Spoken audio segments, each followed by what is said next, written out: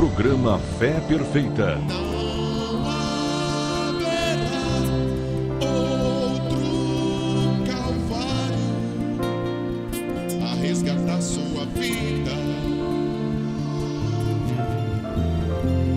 Não haverá outra mensagem, não haverá outra Bíblia.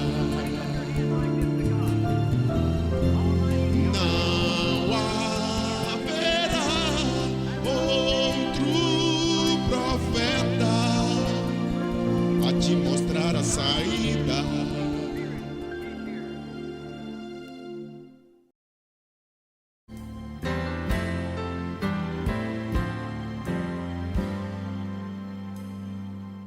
Estamos de volta apresentando o programa Fé Perfeita, que tem como objetivo levar a você o Evangelho de Jesus Cristo, as verdades restauradas por Deus através de um ministério profético para este momento em que nós estamos vivendo.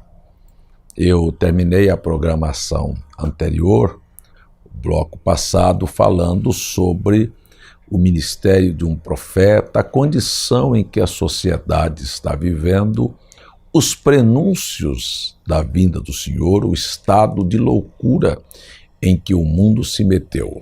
Eu quero voltar a ler a Escritura de Apocalipse, capítulo 3, no verso 14, disse: ao anjo da igreja que está em Laodiceia, escreve isto, diz o Amém. Amém é a parte final, é a conotação de que assim seja. A testemunha fiel e verdadeira, o princípio da criação de Deus. Conheço as tuas obras, que nem és frio, nem quente. Quem dera fora frio ou quente, assim porque és morno, não és frio nem quente, vomitar-te-ei da minha boca. É Apocalipse capítulo 14, ou capítulo 3, do verso 14 até o verso 16, a escritura que nós lemos dentro deste programa. Eu não sei se você percebe com os seus próprios olhos, se há luz na sua visão para poder olhar e ver que a igreja, ela chegou a uma condição em que ela nem é e nem deixa de ser. Ela não é absolutamente nada e ela ostenta que ela é a noiva, a esposa, a escolhida, a representação de Cristo aqui na terra, porque a igreja é seu corpo e seu corpo é a representação. Se você notar, todos os atos praticados pela igreja estão a milhões de quilômetros dos ensinamentos de nosso Senhor Jesus Cristo. Porém, todavia, ainda assim, dizem ser. E por dizerem que são, Deus então os trata como tal. Deus os responsabiliza, dizendo a eles: eu sei as tuas obras. Eu sei as tuas obras é uma frase que tem dois lados, porque tudo tem dois lados. Se você pegar uma folha de papel, tem dois lados, uma moeda tem dois lados, uma fatia de pão tem dois lados. Eu sei as tuas obras, pode ser um elogio ou uma crítica, dependendo do estado e daquilo que você está praticando.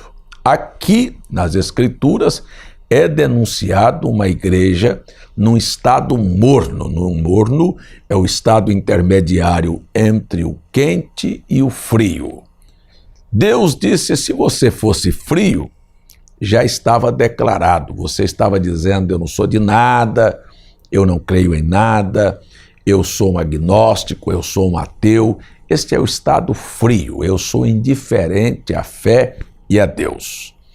Mas o estado quente é aquele que na sua alma professa realmente uma fé em Deus, vive por aquilo que crê. Porque quando as pessoas dizem que creem e não vivem como creem, é porque provam que não creem. Então aí eles chegam no estado intermediário, que é o morno, que Deus disse, olha, por causa do morno, eu apenas vomitar-te-ei, eu já vomitei vocês da minha boca, porque Deus não suporta este estado intermediário que é o morno. Se você notar, a igreja nem é cristã e nem é pagã assumidamente. Ela professa cristianismo que crê em Deus. Mas eu quero só te perguntar, aonde foi que a igreja buscou a crença em 3 pessoas? Foi na Bíblia? Não. Mas, no entanto, usa as terminologias Pai, Filho e Espírito Santo, que são da Bíblia. Mas buscaram no lixo do paganismo. É só pegar a história que você vai ver. Então, ela nem é cristã, mesmo assim usa as palavras da Bíblia para formar uma doutrina de que Deus são 3 pessoas. Não existe trindade, meu amigo telespectador. Existe um Deus em 3 manifestações. Como eu sou uma pessoa e me manifesto aqui eu sou um pastor, na minha casa eu sou marido para minha mulher e sou o pai para os meus filhos. Eu não sou 3 pessoas. Eu tenho 3 ofícios, são 3 papéis diferentes que eu exerço. E assim é Deus. Deus é pai porque gerou, é filho porque gerou o corpo na forma humana, nasceu, e é espírito porque é o que ele é, invisível, infinito. Eu quero só chamar sua atenção que a igreja então toma coisas do paganismo, mistura com a Bíblia e faz esta mornidão. E Deus disse, isso está vomitado da minha boca, não tem lugar para isto na Bíblia.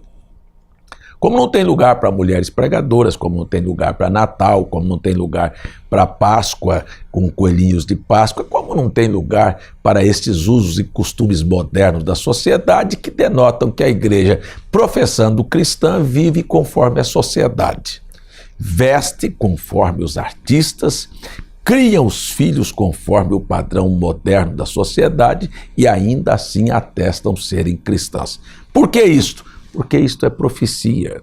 E ao anjo da igreja de Laodiceia, em que as pessoas têm direito, você é um cidadão brasileiro e tem direito, e a Constituição te dá direito para viver como você quiser e ainda te garante que a sua vida privada ela é inviolável. Então aqui está o direito da era de Laodiceia, porém contrariando a Constituição divina, que você deveria pensar que você não é nada e que leis que homens fazem são passageiras, mas que existe um Deus, o eterno, que gostaria de dar a você o prêmio da vida eterna se você, como você se submete às leis de um país, se submetesse à sua palavra. Todavia, as pessoas amaram mais o presente por um engano, porque tudo aqui é efêmero, é passageiro, são 80, são 100 anos na vida de um ser humano, e Deus promete a você, não são 100 anos, é uma vida eterna. Mas amando o presente, você simplesmente não pode ver o que está reservado, e muitos pagarão tristemente por esta escolha de viver o presente de maneira errada. Você sabe, quero dizer bem claro, denunciei, estou contra o que nós estamos vendo ser programado, o que ainda hoje é apenas a força do executivo que já mandou para o MEC para propagar nas escolas públicas, sabe, este argumento aí do gênero, mas que já se estuda transformá-lo em lei para ser uma coisa obrigatória. Vocês escolheram viver conforme os preceitos da Constituição humana e rejeitarem a Constituição divina. Isto você vai ver que é uma agressão à natureza e, consequentemente, haverá um preço muito alto para ser pago. Quero vir aqui falar sobre um profeta que eu tenho vindo na televisão e como este profeta é um profeta de Deus que vem contra o sistema organizado e a maneira como age a sociedade. Então, nunca um profeta de Deus em toda a história da Bíblia foi aceito, porque ele nunca se congratulou com a condição, quer de reis, ou seja, da política, quer da igreja, ou quer da vida que as pessoas estão vivendo, por falta de verdadeiro compromisso de sacerdotes com a fé do povo. Este profeta, ele era um garoto de 24 anos, quando Deus, em 1933, lhe deu uma série de visões, 7 visões. Eu gostaria de, em poucos minutos, passar isto com você. Estas 7 visões iam dirigir, traçar. As pessoas não sabem porque as coisas estão acontecendo hoje, mas iria traçar o rumo e o destino da humanidade. Preste atenção, aqui está um garoto de 24 anos, em 1933, numa manhã, Deus lhe desperta e manda ele escrever estas visões. Que aquele homem que havia iniciado um processo político da Itália, Mussolini, ele arrastaria o povo, levaria o povo à guerra. A Etiópia cairia por causa dos seus modernos equipamentos, mas que o fim de Mussolini, fundador do fascismo, ia chegar a um fim terrível do seu próprio povo revoltado contra ele. E, amigo, isto cumpriu exatamente. Mussolini não morreu em 33. Morreu em 1945, 28 de abril de 45. Você pode olhar a história, porque isto é assim diz o Senhor. A segunda visão mostrava um austríaco por nome Adolf Hitler. Estou falando de 1933. Que este austríaco ia arrastar o mundo para a Segunda Guerra Mundial. Mas que o final de Hitler seria um final misterioso, quando ele cairia. Eu quero chamar você que 2 dias depois da morte de Mussolini, Adolf Hitler se suicida, segundo a história, ninguém sabe até hoje a veracidade, porque seria um fim misterioso e isto aconteceu. Eu quero lhe dizer que os chefes de gabinetes, de ministros das Forças Armadas Americanas jamais iria crer num garoto de 24 anos, um caipira do interior do país, lá dos Estados Unidos. Mas isto é assim, diz o Senhor, e aconteceu, tanto Mussolini como Adolf Hitler chegaram a cumprir exatamente o que foi profetizado. A terceira grande visão fala sobre os 3 grandes ismos que a Terra sustentaria. O fascismo, que começou com Mussolini, e o nazismo, também pregado por Hitler, e que estes 2 sistemas iam ser engolidos pelo comunismo. Então, nós teríamos 3 grandes ismos: o fascismo, o nazismo e o comunismo. Os 2 seriam engolidos pelo comunismo e o comunismo ia florescer, ia se fortalecer. E eu quero dizer que qualquer cristão nunca jamais penderá nem para uma coisa nem para outra. Aliás, um verdadeiro cristão sabe que nós não pertencemos a este regime que Jesus disse para Pilatos: o meu reino não é deste mundo. Nós estamos passando, viemos da eternidade, estamos passando pelo tempo, mas vamos voltar para a eternidade novamente. O que aconteceu foi que estes regimes sobreviveram. E o certo é que o comunismo floresceu e foi desde o final da Segunda Guerra. Stalin mostrou isto, Stalin mostrou isso e fixou suas bandeiras ali pela Rússia, isto tomou uma forma mais forte com a ideologia de Marx, não é? O marxismo que levou as pessoas a esta condição para viver o comunismo, mas que também chegaria a um desastre, como nós vimos acontecer em 1989, com a queda do regime comunista, começando pela Polônia, a Hungria, a Tchecoslováquia, a Rússia, que desfacelou-se a União Soviética, todos aqueles países, a Romênia, o leste europeu, a Alemanha, ruiu tudo. O comunismo e apenas ficou hoje com ideias mescladas e poucos são os comunistas de verdade. Porém, nesta visão, sabendo que todas as outras nações, inclusive a abertura com a China, não é? Tudo isto haveria de acontecer, a voz dizia: não tire os olhos do rei do norte. Observe a Rússia.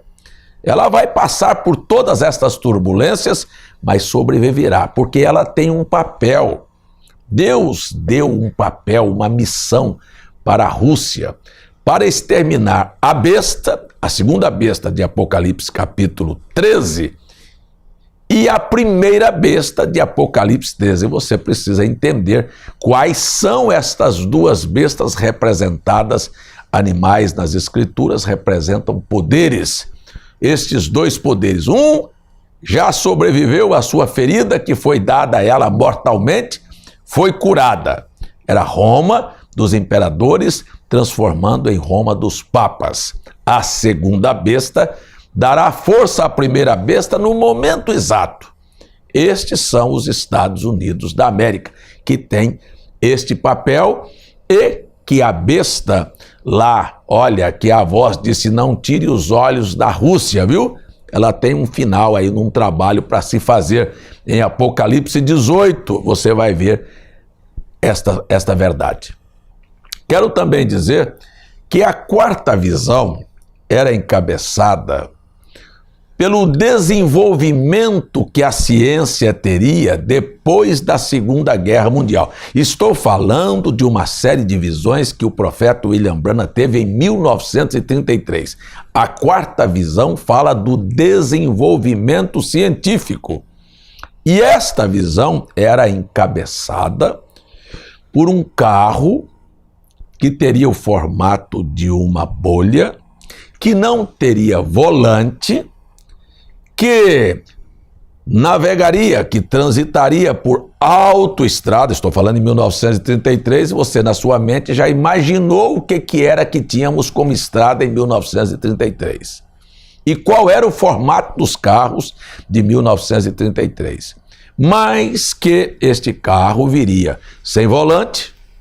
Nós estamos começando a indústria automotiva, que viria em autoestradas e que seus ocupantes, enquanto viajavam, se distraíam jogando algum certo tipo de jogo para dar-lhes o conforto do entretenimento enquanto viajavam. Ora, isto foi falado em 1933.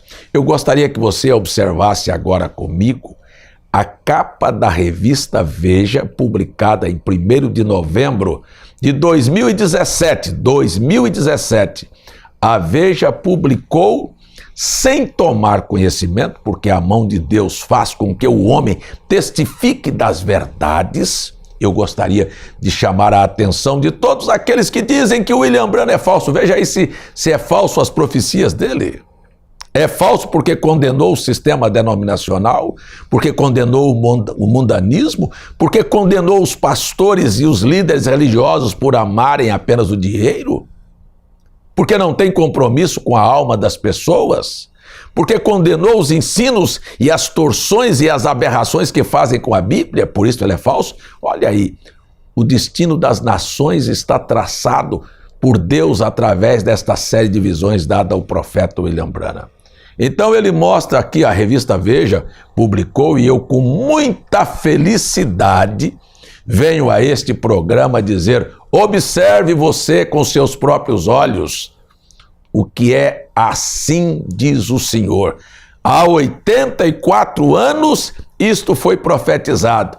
E a revista Veja vem falar que nos próximos 10 anos nós já teremos as autoestradas, o carro já está pronto, eles já testaram o carro e tudo está pronto e preparado, mas que daqui a 10 anos isso estará transitando em todas as cidades do mundo. Sabe por quê? Porque isto foi profetizado. Agora, o que me impressiona é isto, é que a revista Veja vem falar de um plano futuro para 10 anos e toma uma fotografia, sabe, projetada em 1957, olha o modelo dos carros e olha o que é a mão de Deus fazendo com que os homens possam ver com seus próprios olhos o cumprimento das profecias.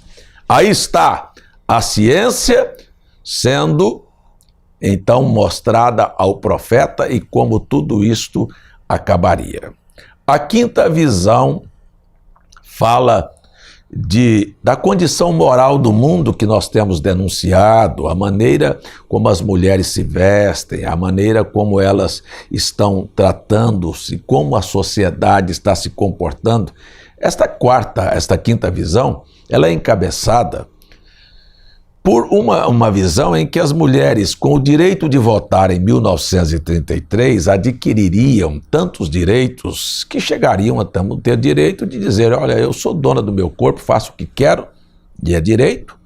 E aí então, simplesmente achando que são donas e que são capazes, tomadas por um espírito de loucura, se desvalorizaram. É só olhar por que foi que os homens não queriam mais mulheres lá em Sodoma. Você sabe por quê?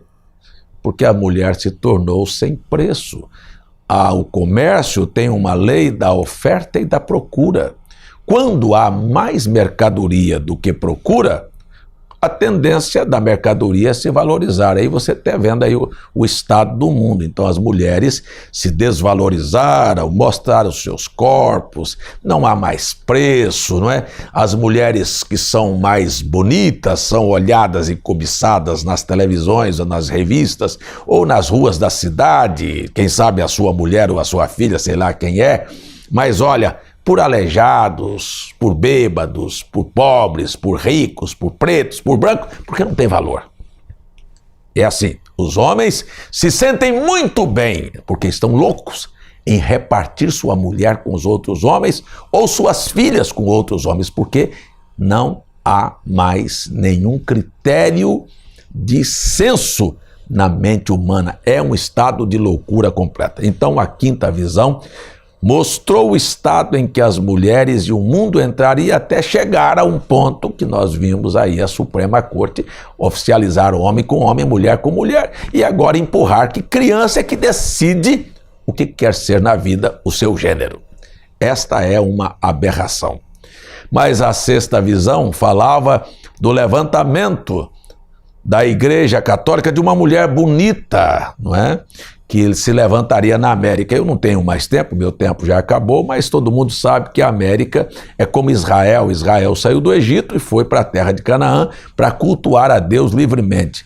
Os Estados Unidos tem seu início com um grupo de pessoas que deixam a Inglaterra por uma perseguição religiosa e atravessam o Canal da Mancha para estabelecerem um novo conceito de vida e de fé tranquilamente com a sua família. Então, ela é fundada sobre a Bíblia, a sua Constituição é sobre a Bíblia, mas a Igreja Católica, com seus dogmas e credos e tradições, floresceria nos Estados Unidos e, para surpresa de muitos, quando o profeta William Branham estava na Terra, ela teve o seu primeiro presidente católico, que foi John Kennedy. E a sétima visão está relatada, publicada nos Estados Unidos, não se trata de um ato terrorista, não. Será quando ele viu toda a terra da América em crateras e ruínas e fumaça. Isto é a única coisa que falta para se cumprir. Quanto tempo precisaremos para isto? Eu não sei. sei que Deus está mostrando que sua palavra passa céu e terra e não falha.